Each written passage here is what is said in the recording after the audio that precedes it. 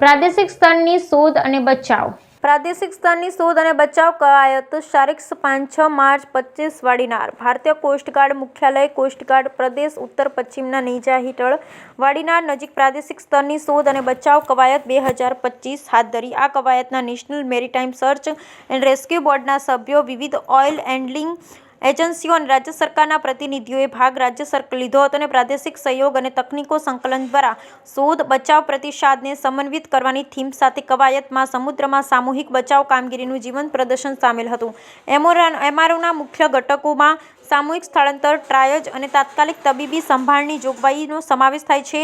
આ event maritime સેફ્ટીમાં આઈસીજીની leadership પર પ્રકાશ પાડે છે.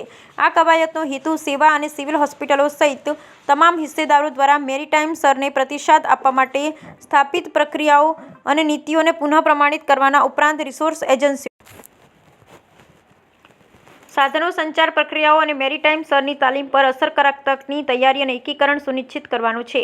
2 દિવસીય કવાયતમાં ઉદ્ઘાટન સત્રનો સમાવેશ થાય છે, જે પછી દિવસ 1 પર દરિયાઈ કવાયત દરમિયાન એસઆર નિદર્શન સાથે ટેબલ ટોપ એક્સરસાઇઝ કરવામાં આવી, જેમાં મેરીટાઈમ શોધ અને બચાવની વિવિધ પાસાઓને આવરી લેવામાં આવ્યા.